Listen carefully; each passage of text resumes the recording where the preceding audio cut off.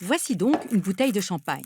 Bon, normalement, on commence par enlever le papier doré, puis on désentortille le fil de fer. Attention, c'est le moment où le bouchon peut sauter tout seul et causer quelques dégâts. Aïe!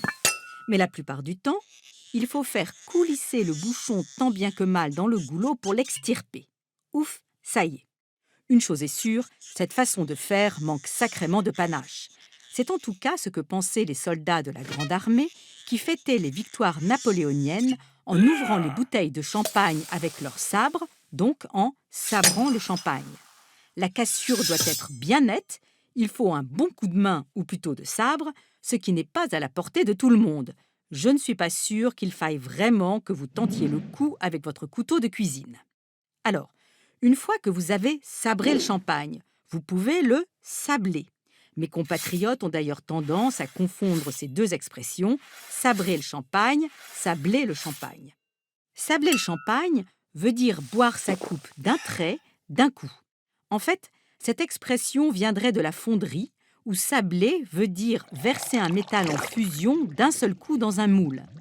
Ou alors, du fait qu'à une époque, on soufflait sur les coupes pour les couvrir d'un voile de buée sur lesquels on saupoudrait du sucre, une pratique vite tombée en désuétude.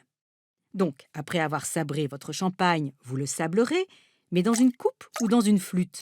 Vaste débat qui divise les Français.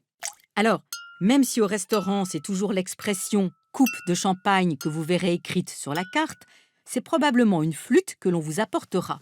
Effectivement, les spécialistes s'accordent à dire que la flûte permet davantage que la coupe l'effervescence des bulles qui, en remontant plus librement, contribuent au déploiement des arômes.